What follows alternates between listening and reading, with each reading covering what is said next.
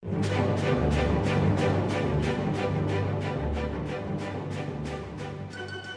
most important people in the world, with Charles Berman and Jonathan Berman. Featuring interviews with people with interesting viewpoints, which, if true, could make them the most important people in the world. Let's meet one of them now.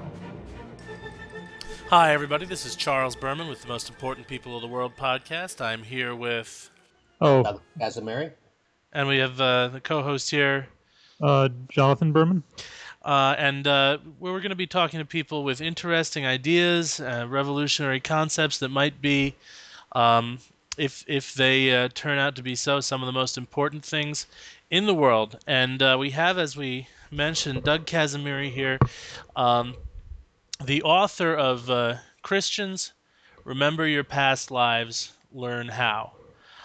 So, Doug, maybe you could tell us a little bit about the concept of the book and what you go into in that for those of the listeners who might not have read it yet.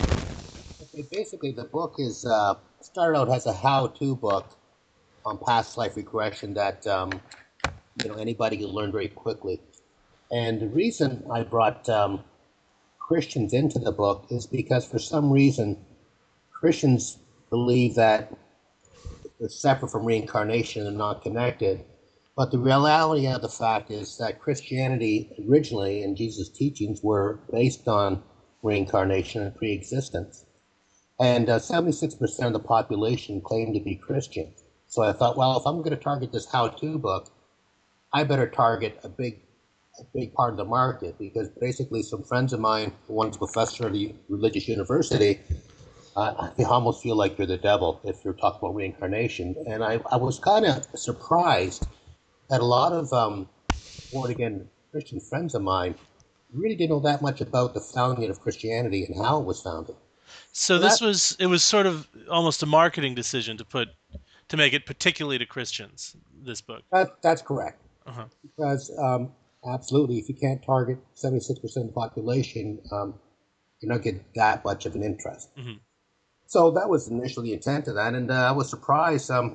People don't realize, especially Christians, how the Christian Bible was even founded, which really surprised me. Well, right, because a lot of Christians I've talked to don't mention past lives, or they don't even seem to be aware that the Bible about past lives, and there doesn't seem to be a connection between that and the Bible in their minds. That's correct, and So, actually. Oh, sorry. Go ahead. So my understanding was that the current books of the Bible were kind of selected at the Third Synod of Carthage, Correct. a few hundred years into the history of the Church. And prior to that, there was widespread belief in reincarnation? Yes, for the first 300 years after Jesus' death, reincarnation was pretty well taken for granted, because Jesus himself was an Essene rabbi, and the Essene rabbis believed in pre-existence and reincarnation. The difference between the two is pre-existence basically is where your soul exists prior to birth. And so that's basically was what Jesus was, and that's what he taught. And about 300 years after Christianity, was Constantine, of the emperor of Rome, decided to formally make up the Christian religion. So basically what they did was they brought in all the books that were written, and he went through them, him and some, don't know who else was with him at the time, and basically threw away what they didn't want and kept what they did want. And a lot of that was, when you look at the historical facts, was based for power and control. So they threw out reincarnation from the Bible at that time. And then they canonized the existing books. Basically, a canonization means that they make it the formal Bible and nothing else could be entered, no matter what anybody writes. Another factor that I think a lot of people don't realize is that when you see in the Bible itself, Matthew this, Luke this, and all the different disciples, that they never wrote any of that. Mm-hmm. Matter of fact, most of the disciples were illiterate, and a lot of it was written between 50 to 300 years after Jesus' death. So basically, we had a group of people get together to determine the Christian religion and threw out a lot of the original teachings of Jesus. So is it likely that Jesus himself was reincarnated, or in fact might have been reincarnated and is still around in someone else's body now? It's a possibility if he chose to come back. Hmm. Jesus was definitely at a higher spiritual level, intellect level than human beings at the time. He knew himself. As a matter of fact, if you look at the similarities, which I don't know, a lot of my Christian friends don't like to think about this either, but basically, when you look at Buddha's teachings and Jesus' teachings, actually, Buddha's writings and Jesus' writings that we have from Jesus, they're almost identical, word for word. Their birth, how they were born, where they give their sermons. I mean, it is, and in my book, I talk a little bit about the comparisons, but basically, there could be a whole book just based on Buddha and Jesus. The similarities goes beyond similarities, to be honest with you. If you look at a few things I wrote in my book, it's almost identical. Now, some So, theories are, was Jesus reincarnated Buddha? so what convinces you that that's the case and that it's not cultural crosstalk between a legend that's resurfacing over and over again in history? Well, it could be. Basically, that could be a possibility also. I mean, I don't think the only possibility is reincarnation, but I think when you look at basically in what Buddha taught and what Jesus taught, I mean, they're very similar, unless Jesus picked up his book. I don't know, but basically, they're very, very similar, Right. identical. It's ridiculously identical. So let me ask, how does a person find out if he or she has been reincarnated, has had past lives? Well, actually, everyone has, Mm. whether you believe in it or not. And matter of fact, I'm a past life regression therapist, and basically, I love the people that come to me that don't believe at all, think it's a bunch of phooey, and they're the ones that I enjoy the most because after a couple hours together, they walk away dumbfounded. And so everybody has past lives, whether they believe in it or not. Now, where these memories come from, to be honest with you, I don't think anybody really truly knows. All we do know is that we all have them. Right. So a lot of people wouldn't even think that they might have had a past life until they've been introduced to the idea of past life regression therapy. Well, that's correct. But what happens too is that a lot of people are carrying around things, phobias, fears, Uh-huh. that they don't understand where they come from. Maybe someone's afraid of fire, someone's afraid of water, someone's, so many different fears and phobias we carry around. And we find out a lot of them never happen in this lifetime at all. And I find that most of them happen in a previous life from a far memory that we carry forward. So a lot of these things that we do carry forward, and all of us are walking around with something. None of us are perfect. A fear of something or a phobia of something, and we don't know why we have it. And basically, I found that through my own experience that it's usually from a previous life.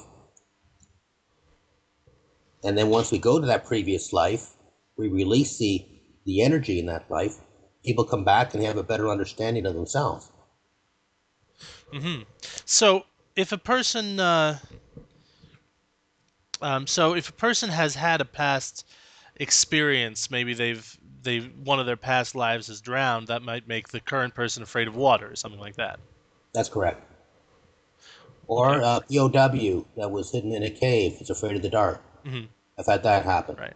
So how does a person how does it really work with past life therapy? How does a person go and find out what happened in their past lives? Because I know I can't as far as I know right now remember back before this life. No, well, basically what happens is there's no hypnotism involved in the process that I do and in what's in the book. It's just relaxation and, Hmm. get you to relax a little bit. Once we get you relaxed a little bit and open up, usually the first session when I'm dealing with somebody is always the most difficult one because they really don't know what to expect. And what I tell them just an exercise in far memory, and that's basically all it is. Usually the second time is when we really open up and find a lot of information. So basically take you through relaxation period, Then I walk you through a tunnel, Hmm. and usually I ask you to go through something that's had an effect on your life. And usually the mind, the way the mind works, the mind will usually go right away to the problem area from a past life. Might go back 100 years, 50 years, 500 years to an instance that happened in your life that caused something in this life. And usually we go to that right away and we go through the whole process. Another interesting thing too is taking people through the death experience. Hmm. Once you go through your death experience, you come out the other side, you realize you should have no fear of death. And I usually do that with people too if they request it. So does it usually go with the death experience that you go through that and then immediately you're born somewhere in the world? It is something to help determine where you end up getting reborn, or Well, that's the funny thing is that, and there's a lot of mainstream psychiatrists, especially Dr. Weiss. I mean, they've done thousands of well-documented cases of proof, but we don't know sometimes why or when people come back, and we don't know the timetable. But what we do know is through people that have near-death experiences, we do choose where we go on the other side. We do choose our parents, it seems, from the blueprint, because when we take people back and before they're born again, in that phase, they go through, I ask them some questions, and actually they have a blueprint what they want to accomplish in their next life. They actually know where they want to go. Most of us, most of us that have been around for a while, a number of times, we've been everybody. We've been every race. We lived in every culture, country. And that's why you find people that are around a while, they seem to have a certain air about them of calmness, Mhm. because there is a difference. Can I ask a theological question? Sure. It seems from my observation of Christians that many of them believe that when they die, they will be judged and go to either heaven or hell and exist there for forever, essentially. Um, how do people react to the idea that when they die, they're going to come back? Well, I think most people that I've been involved with, it's comforting to know. Mhm.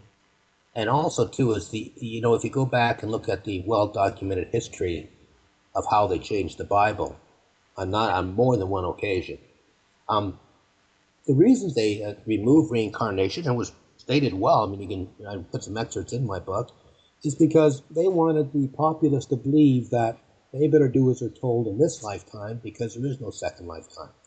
So basically, it was there for power and control over the people to Mhm. listen to the church leaders in power at the time. But why we come back? We come back, I guess, is to fulfill perfection is the best way that I can say as a human being. To get better and better So as a we person. can reach perfection at a certain point. Well, I think a few of us have. Mhm. None of us that we can talk about, but some of the great leaders, maybe Buddha, maybe Jesus, Muhammad, other spiritual leaders. And the other thing too that I know a lot of people don't like to hear, and it doesn't matter what religion they are, but if we really think about this on a grander scale, there's this huge intelligent force that throws through everything. Science has proven that. And this force, if you really think about it, why would it have humans make up all these different religions as how to get in touch with this force of intelligence? It doesn't make any sense. Basically that force is there for all of us to access at any time. It's in us. Doesn't matter religion, right? But what man did, man created all these various and hundreds of different religions, saying this is the only way to contact God or that intelligent force that goes through all of us. This intelligent force, God, would have never created all these little religions as the only way to Him. It just doesn't make any sense. So, on a broader scale, to me, religion or spirituality is the same across the board, irrelevant of what religion it is. They all have one purpose, and that is to get in touch with the higher force that exists in all of us.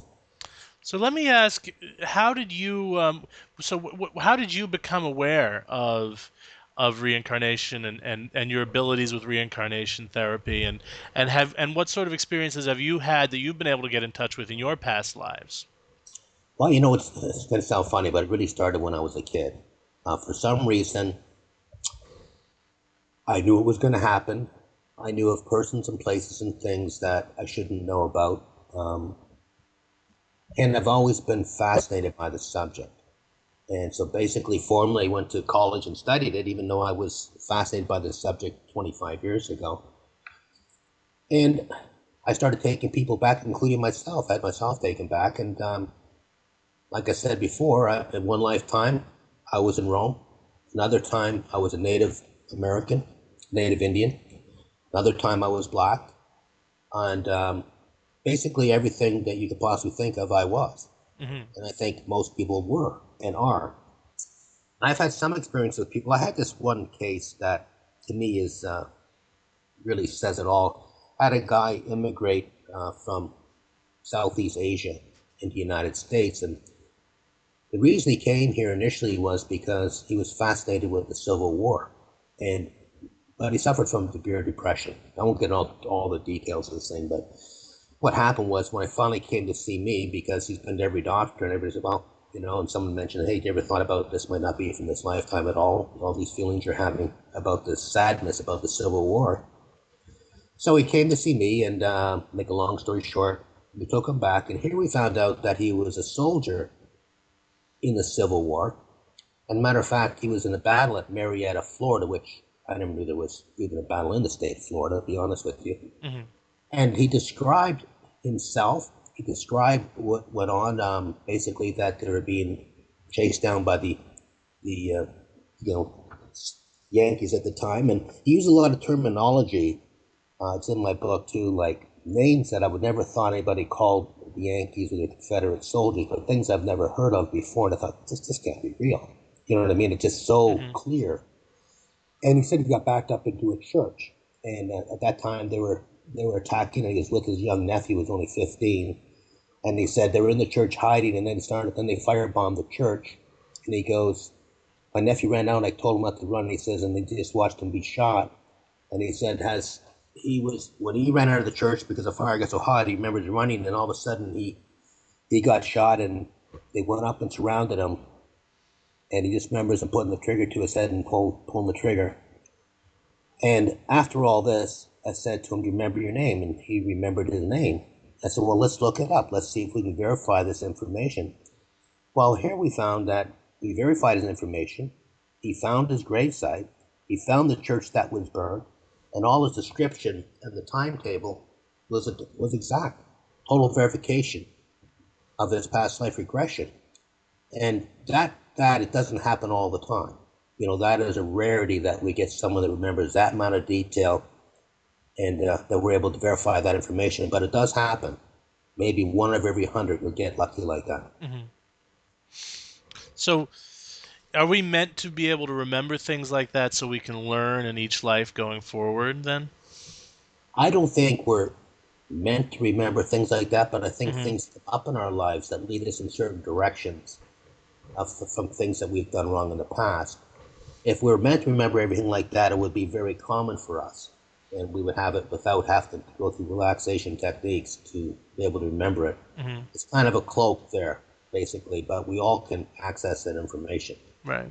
Do we always reincarnate in linear order? Can we reincarnate from the future to the past? That is a great question, and that's something I have thought about, but I haven't even really got into that much detail with my thoughts. That I don't know, Hmm. but it is a fascinating concept. Well, maybe I mean maybe if you ever have meet someone who has memories of a future time, then you'd know. I mean, they could have been reincarnated from the future then. That's correct. I Yeah. haven't come across it Right. personally, but Now, you say as even as a child you had memories come up of past lives, and I know that I mean that doesn't happen to everybody. Do you think you have a special sensitivity to it that allows you to bring this out in other people as well? um, I don't really know, to be honest with you. All I do know is I feel very comfortable with it. Hmm. and I make people feel comfortable that are with me. And when they come with me, it's always a humorous time. It's never Right. serious because it's all in the past anyway. We can't change it. Right. We have fun with it. So I do get people to relax, and I do get people to open up, with things that they probably wouldn't open up to most people about. But I think that's just part of who I am as a person. Hmm. So a lot of it is even just from getting to be able to talk to you about it, even before they get memories coming up from their past lives. That's correct. I mean, people want to know.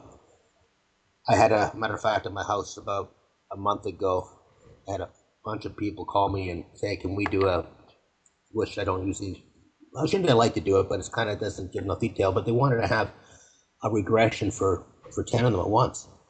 Mm. So, which when that happens is, and I have done group regressions. I mean, you're not going to get the detail. You're not going to be able to see because when you regress somebody, what I do is I intuitively, when I hear them talk, I'm very careful not to put any kind of ideas into their head. For example, I'll say to someone, "What are you wearing on your feet?" And he'll say, "Well, I'm wearing boots." I said, "What kind of boots?" Hmm. So I just lead questions that way that opens them up to what we're doing. Now, if I say describe me surroundings, he'll say, "Well, I see this big door in front of me," for example, and I'll say, "Well, describe the detail on the door." And usually, what happens as we go through this process, we can start to identify if he can't remember exactly where he is in time, or if he doesn't remember what year it is, just by us going through this process of clothing, housing, streets, look around, is there any cars, horses? We can sort of start to identify and narrow it down to where he actually is. Hmm.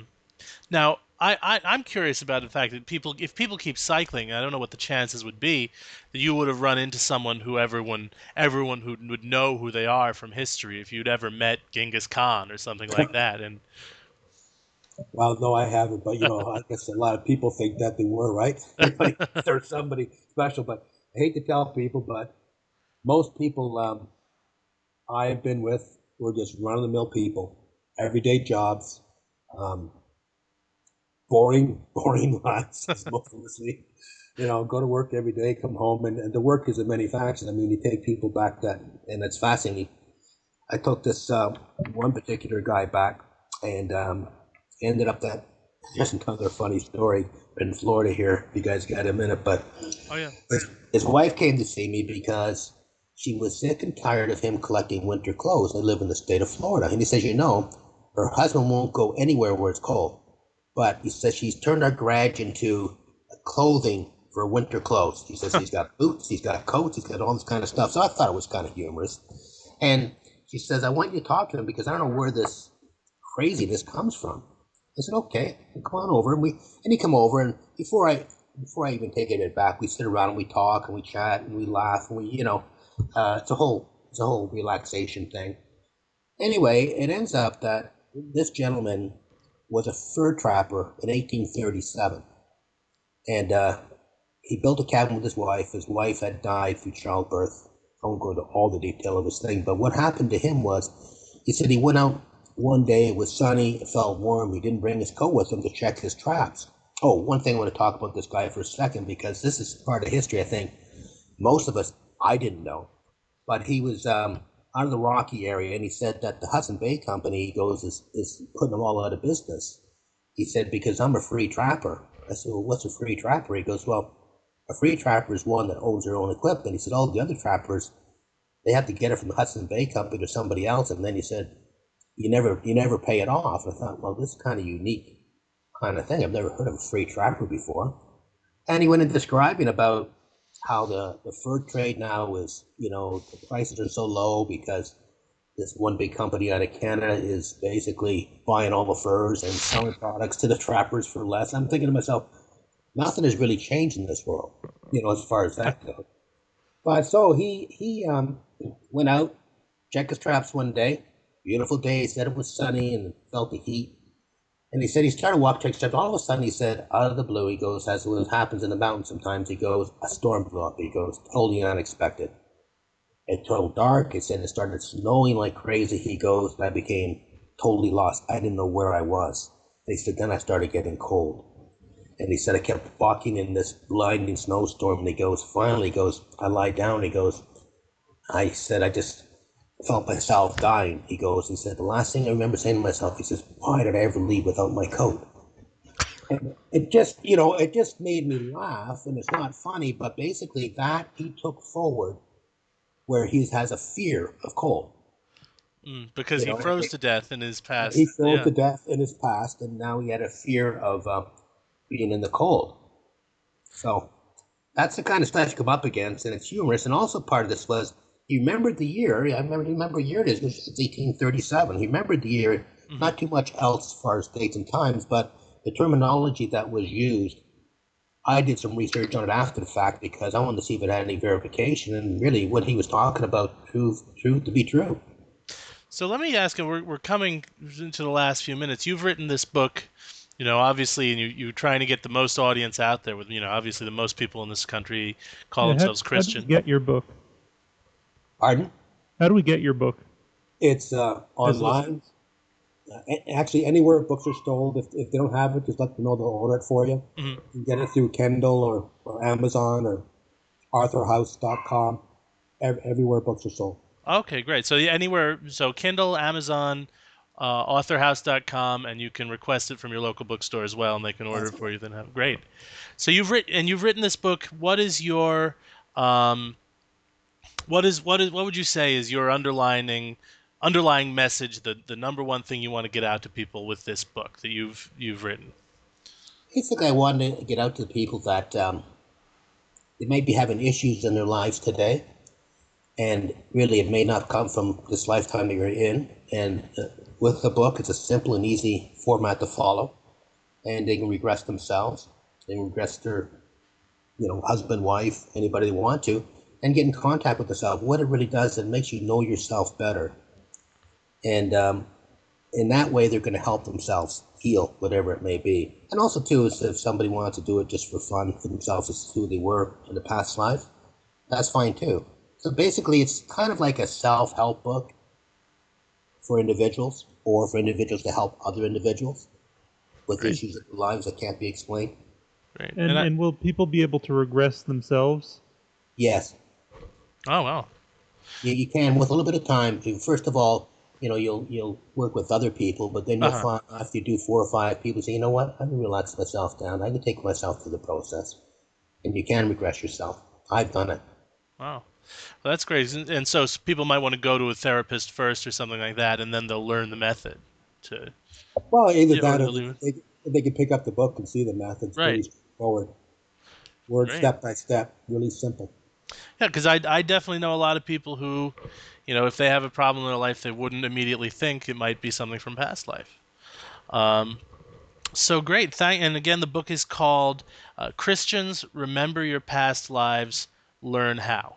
Douglas Casimiri. Thank you very much for coming on the program with us. Well, thank you very much, guys. It's been a pleasure. Absolutely. So that's the most important people in the world with Douglas Casimiri. Christians, remember your past lives, learn how. Thanks everybody for listening. I'm Charles Berman. Jonathan Berman.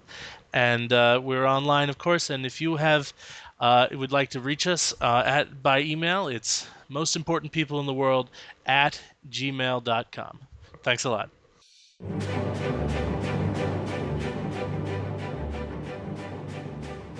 You've been listening to The Most Important People in the World. With feedback or guest ideas, contact us at mostimportantpeopleintheworld@gmail.com.